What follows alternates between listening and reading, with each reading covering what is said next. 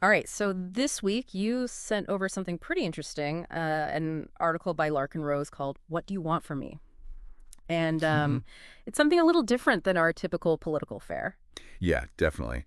It kind of s steps back from, day-to-day policy stuff, and it really digs into like the bedrock of government authority. Right. Like why we've set things up like this, and are there like fundamental problems with the way we organize society, like at the most basic level? Exactly. And I feel like he's saying, forget left or right, Yeah. forget the political spectrum for a moment, because his argument really challenges this whole premise of, using force Yeah. through things like taxation and laws and rules to, structure a society. Right. So our goal in this deep dive is to unpack his vision of radical individual freedom Yeah. and this idea of voluntarism and pull out the most crucial and, frankly, the most provocative elements for all of you out there listening. Yeah, and it's interesting the way he totally sidesteps, those normal political battlegrounds. Mm. He's not like nitpicking tax rates or specific regulations. Right. He's questioning the whole idea of whether the state even has the right to tax us. Yeah. And,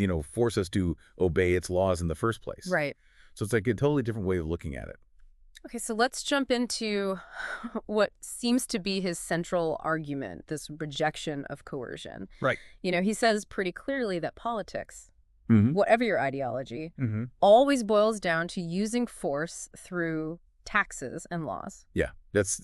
He's saying that it's not about how the power is used, but the fact that it is used without like explicit voluntary consent from every single person. Right.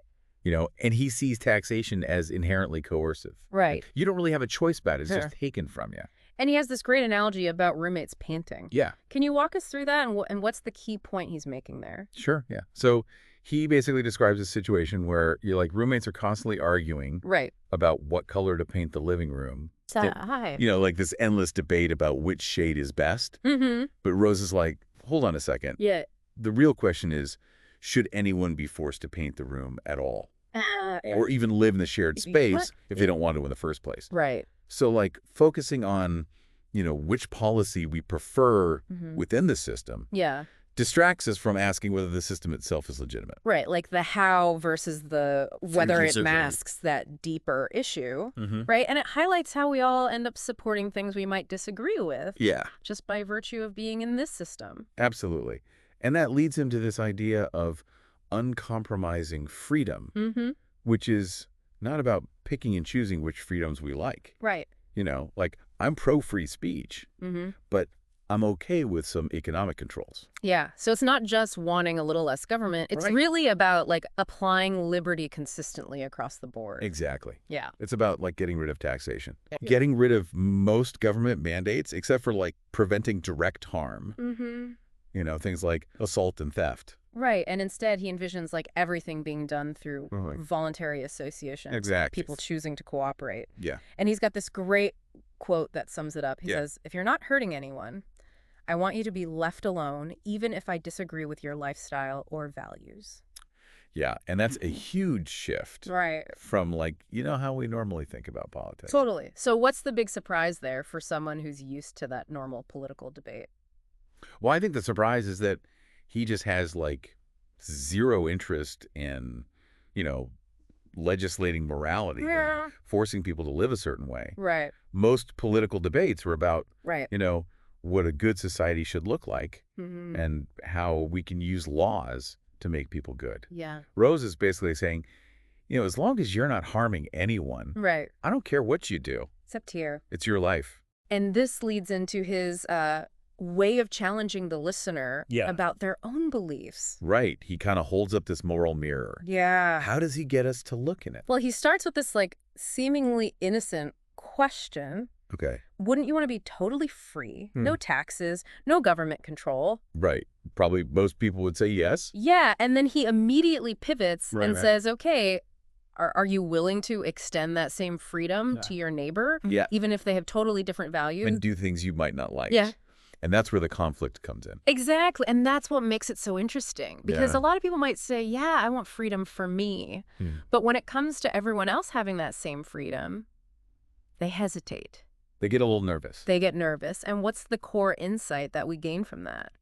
Well, it shows that maybe there's some hypocrisy Right. in how we think about freedom Right. if we only want it for ourselves Yeah. and we're not willing to give it to everyone, Right. then it's not really a principle. Right. It's just something that benefits us. Yeah. So he forces us to really think, Yeah. is our idea of freedom truly universal? Mm-hmm.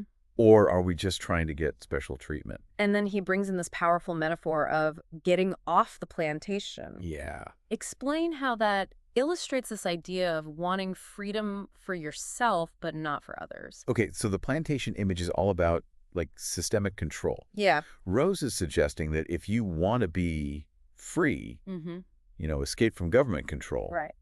but you still want that same system to control other people, Right.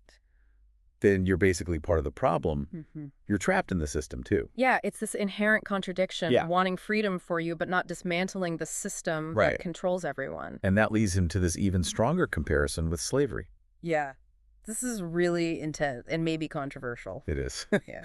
Yeah, he's saying that obeying the government today, paying taxes, accepting all the rules, and surveillance Mm-hmm. is similar to how some people in history accepted slavery.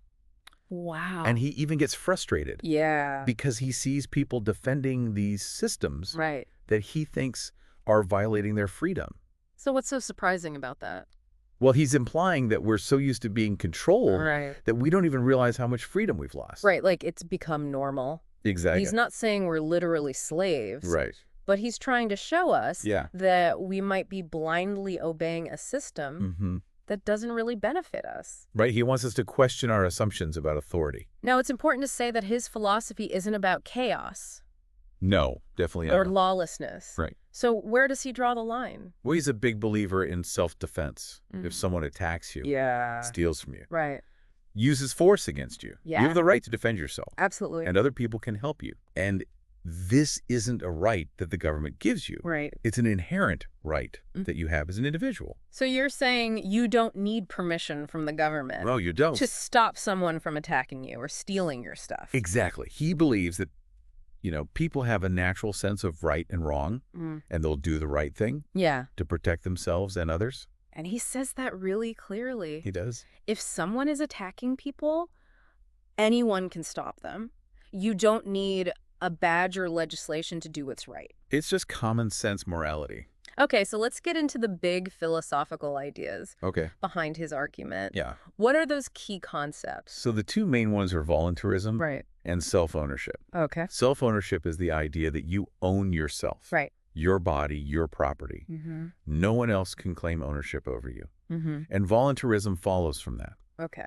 It means that all interactions should be based on consent, Mm-hmm. not force. So what's interesting about that idea of self-ownership? Well, it really puts the individual in charge. Yeah. You're the ultimate authority over yourself. Mm-hmm. No one can tell you what to do with your life. And how does that challenge the way government works now?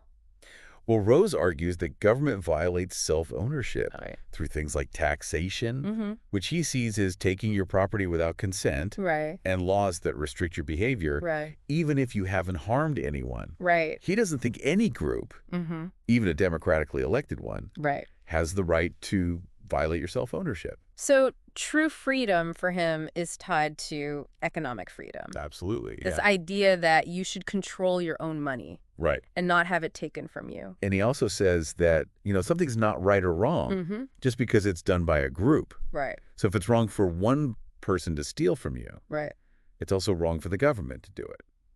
Yeah, he's really consistent on that. He is. And then there's that closing question. Mm-hmm. What do you want? Yeah. What's he doing there? It's a powerful way to end the article. Yeah. He's stating his own desire, which is freedom for everyone, Mm-hmm. even people he disagrees with. Right. And that sets a high standard. Yeah. It's like he's challenging anyone who wants less freedom than that Right. to explain why. So as a listener, Yeah. you're forced to confront your own beliefs. Right. It's easy to say, I believe in freedom, Uh-huh. but he's making you think, okay, where do you draw the line? Yeah. Are there people you don't want to be free? Mm-hmm. And if so, why? It's a deep question. It is. That's- So to recap, what are the four main takeaways from Larken Rose? All right. So first, he argues that all political systems rely on coercion, Right. and most political debates miss that point. Yeah. Second, freedom can't be divided. Mm. If you believe in it, it applies to everyone equally. Okay.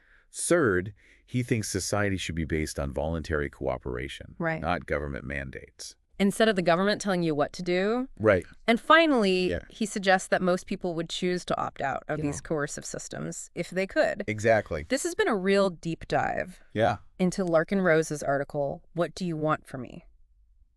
It's a pretty radical perspective on freedom and the role of government. And his main challenge to all of us listening is to really think about whether the freedom we want for ourselves is a freedom we'd be willing to give to everyone. To everyone, even the people we disagree with. Even the people we disagree with. It's a whole new way of looking at things. It is. And it makes you wonder, if we could imagine even one part of our lives, maybe how we get our health care or how some industry is regulated, could we do it through completely voluntary interactions? Right. What would that look like? What would that look like, and what would be the good and bad of that? Something to think about.